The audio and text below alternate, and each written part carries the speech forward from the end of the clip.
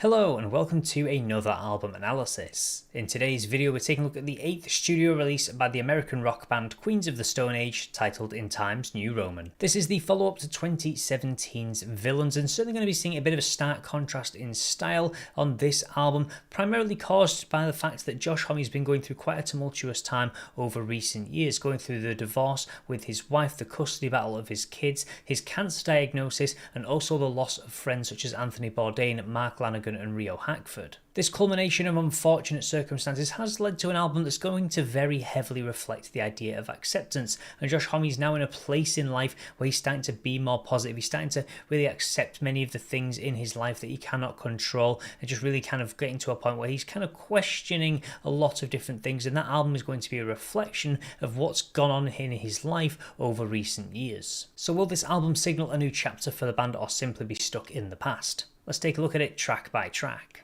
Kicking things off, we do have Obscenery, and already in the title we get some wordplay. We're going to see a lot of it really brought in throughout this track. The idea of something being obscene, I'm going to tie that with the idea of scenery, almost like his life. The pictures of his life have been very difficult to deal with over recent times, and again that's something we see straight off the bat that will reflect across the album. And straight away we open with these very dirty sounding guitars, this very slumping bass, and we do get this very interesting occasional flick into a higher pitch, almost somewhat reminiscent of what Jack Black does, really just showing straight off the bat Josh Homme's vocal range and what he's still able to do. It's also packed with sexual euphemisms in the division of thighs from the hole where the empathy used to be, so really touching on his relationship with his ex-wife. Certainly you can feel on this the idea of sex being this expression of love between two people, this connection which is no longer there. It's kind of just waned away. This love has now been lost. And we do also get some very aggressive lyrics. You must be pleased with miseries you design, spoiled brat or an inner child. So it is very much in your face aggression, really him laying his cards on the table and being very open and honest with how he's feeling. And towards the end of the track we have the line "We're too fucking late, enjoy the obscenery, good night." So again these expletives really showing that aggression, and the idea of good night being the last part of the track, really showing things coming to an end, this idea of case closed. Then we do move into Paper Machete with its much more melodic and almost standard structure in its sound, much less broken up, has this very garage rock feel with its winding guitars, and it's certainly very honest as well. It's something we're going to see expansive throughout the entire album, and I love how it has this dual meaning as well. Paper Machete, a weapon that's used to disarm somebody, but a paper version doesn't really do too much. Also really a wordplay on paper mache, so the idea of folding under pressure and things like that really comes through, and I like some of the lines that we do have as well. Truth is, face to face you're a coward. So really just again this idea of this confrontation that's really shown through, and the idea of in sickness no vows mean anything, this idea of kind of mentally abusing somebody or something like that, and the wedding vows no longer work because of this sickness that's come in. So you can really see this broken element, and that's shown through the bridge as well, very reflective of their relationship, with this kind of constant breaking of the vocals and the delivery of these lyrics. It really helps to show that. And musically we do have a lot of playfulness on this track as well, very scattered drums, and from the winding guitars as well, really just let the band really show their capability in exploring different styles and sounds. For track 3 we do have Negative Space with its very distorted, very stomping sound, also these very fuzzy guitars as well, to give this almost out of space effect, because this is a track that certainly focuses on the idea of the nature of oblivion, really going into this vast nothingness, the idea of what comes after death almost, and they kind of explore it through this idea of being stuck in space, just endlessly spinning in an atmosphere I don't recognise, the idea of just drifting from reality, really feeling disconnected. So they do it very well with some of the sounds, do very kind of long drawn out notes in the vocals as well as on the guitars to really just show this expansiveness through the music. For track 4 we do have Time and Place, which has this really cool opening with the guitar almost sounding like the ticking of a clock. We get this gradual building of layers to move into it, and it feels like it touches on the idea of right time and place for dealing with things or coming to terms with things as well. It has these really scratchy guitars and also really dances around with the levels, really flowing between harder elements, softer elements, and just really flowing between the two throughout the course of the track. But it certainly just deals with this idea of confrontation, of really someone coming round, so it again could touch on the idea of the custody battle that he had with his kids, the breaking of restraining orders and things like that, to really just show this idea coming through. For track 5, we do have Made to Parade, which is actually a bit of a Them Crooked Vultures reference. The supergroup that he did form with Dave Grohl and John Paul Jones has this very sluggish pace and lots of metaphoric lyrics that really tie in with the idea of him almost being a vulture, really just kind of feeding on things. The idea of climbing the pecking order and almost shitting on those below you. And it also explores how fear should get you started and not really stop you. So really just the idea of the end of life. People often question what comes after. Some people fear death. This idea of you should stop kind of letting fear rule your life and use it as a bit of an engine to go out and do things. So it does have this very triumphant feel towards the middle portion of the song, with this idea of this almost marching pace that does come through, and I really do like that, fitting in with the idea of Made to Parade. We also got some really strong lyrics as well. I did not notice the weight of the chains till they're cut from me. So fear can almost be like chains that hold you down, and you can carry that fear for ages, but once you're free of fear, then that's when you can really start to thrive. And this could touch on the idea of his cancer battle as well, this kind of fear of death or things like that really weighing him down. Then once he's gone through his treatment and he has this freedom and this acceptance of life, because it is a very philosophical album, and that really shows through some of these lyrics, especially on this track, that just kind of weight off his shoulders almost as he's become much more accepting with the future and what it does hold. In the track 6, we do have Carnavoyeur, which is probably the most expansive track on this album. We see the David Bowie influence. We do actually see it multiple times throughout the album. We get these very dark tones, as we do see as well across most of the album. These very sharp guitars, and it certainly has a very slight theatrical feel, as if life is just an act almost, and that's something that they really bring through. And it's a song that can really divide into different ways. It feels like at times it can be a song about existentialism, the thing of accepting that almost life has no objective. You just get to be here, do what you want with the time that you are given, and that's pretty much it. So this idea of reaching the high point and enjoying life while it does last. When there's nothing I can do, accept, enjoy the view. So really just again that not having that fear of death, just living life to the fullest, and this idea of every living thing will die. We live, we die, we fail, we rise. So really just showing that through these scaling vocals in the verses, and they got the violin and the scattered eccentric sounds as well towards the ending.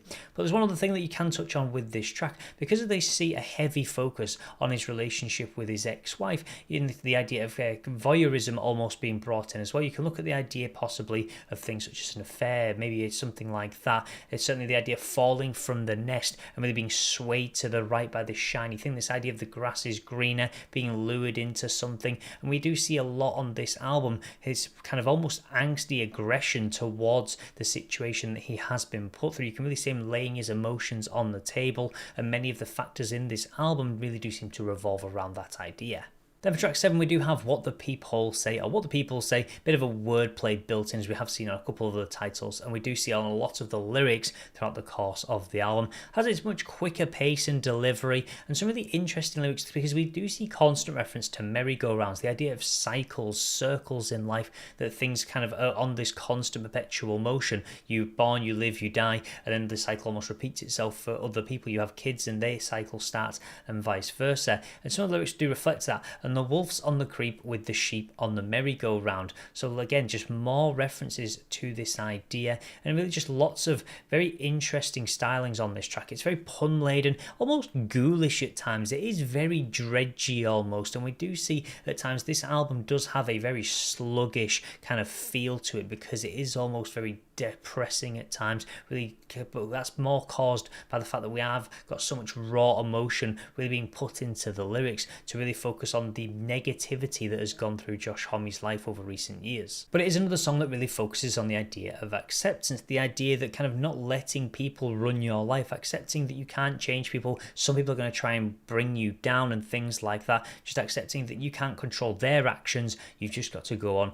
and continue on your own merry-go-round. You've just got to enjoy the ride, again touching on that idea of just really living life to the fullest. For track 8, we do have Sicily, with this finger clicking and very tinny opening. I'm all used up again, I beat myself like a broken record. So really touching on that self-reflectiveness for this track, the idea that he has beat himself up over the things that have happened over recent times, objectified, misused me as directed. So again, this idea that he's been misused by somebody, he's really been walked over almost at times. And we do get more references to Shakespeare as well, references to the pound of flesh, which does crop up multiple times in the album. and it's very philosophical in its nature because of what it's exploring, the idea of accepting that life is finite. So we do see that really reflected through many of the bizarre at times lyrics that do come across on the album. For track number 9, we do have Emotion Sickness, the first single we did get to hear from this album, with its very offbeat offerings, and it has some really interesting points, such as Then My Fever Broke, almost like he's hit that point where he's gone through all that negativity, that flick of the switch almost, and then he's began to see things in a much more positive space,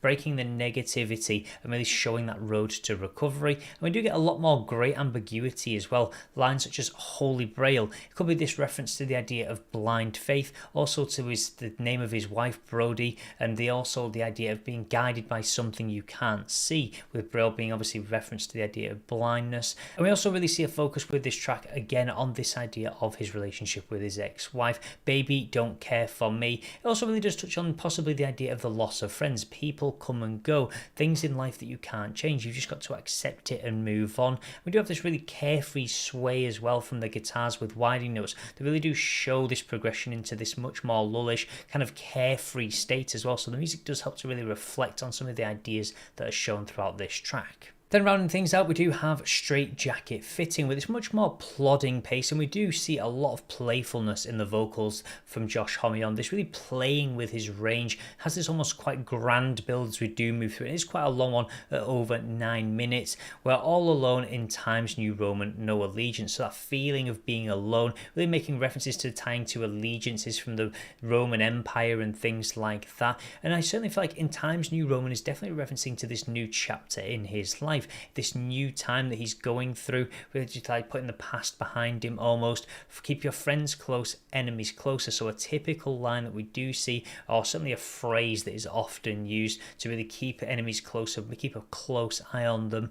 And it certainly feels like a rant from a soapbox at points in this track, with lots of references to more playful puns, carp demon, freeing of demons and things like that. And at times it just does feel like the ravings of a madman almost, with the way it kind of goes on constantly with this almost assault on just certainly life. But it's certainly trying to convey that message of just really freeing yourself, being accepted. It does feel like that one final song that really tries to hammer the message home before it does bring things to a close. And we have also got the acoustic outro, which is nearly 3 minutes long. It does feel like it just sort of loses the pacing and the aggression of the album, and I think maybe they've tried to go for something a bit softer after what's been quite a dark and dingy almost album, but I feel like it's just a little bit too long. I think it could have been done with being maybe just a minute, just to kind of provide that outro to the album, that moment of reflection almost, to just really ponder the question of life and its meaning and just really having that acceptance going forward. But it did feel like 9 minutes was just a little bit too long on the final track. So overall, this is an album that is much rawer in its sound, very similar to Era Vulgaris, one of the band's earlier albums that certainly had this much similar darker styling. This album certainly is an outpouring of raw, a truthful emotion as well, but at times it can make it a little bit difficult to listen to. For an album that really wants to focus on the idea of acceptance, it does feel like there's a bit too much focus on almost the aggression towards his ex-wife. It's something that comes through on many of the tracks, and you really feel like that's the focus rather than touching on acceptance. I understand it's a personal album to him, but certainly at times it can make it a little bit difficult to listen to at times, because it can come across a little bit too depressive and a bit too aggressive in somebody's face, almost like an assault on somebody. Musically though, the album does play very well with lots of different sounds, incorporating things such as the violin, really showing these faster and slower pacings, and really playing with these broken points as well, really just breaking things up, giving the instruments time to shine. Some really strong instrumentals that are brought through on a number of the tracks, the chaotic drums as well occasionally coming in, but the main focus is obviously on the vocals and Josh Homme telling his story, and you can certainly tell that the rest of the band certainly providing that supporting cast to really prop up the messages he wanted to convey. So overall, I'm going to give this album a 7.5 out of 10. You can certainly see the strength from the outpouring of emotion, but I just do feel like at times it just delves a little bit too far into the aggressive route, and it can lose itself when focusing on the idea of acceptance. Although some songs certainly do manage to cover the topic very well, they certainly see that it has much more of a personal album, and that really does come through stronger than probably the message of acceptance that the album was aiming to convey. So that'll be everything for today's video, but please feel free to let me know what your thoughts are regarding this album. Do you feel like it's one of their best, one of their weakest? Where do you feel it sits within their discography? And how did you find the very aggressive toning and messaging we did see featured within the album? I would love to know your thoughts. And as always, if you'd like to see more content like this, then please do feel free to subscribe. And I will see you in the next album analysis.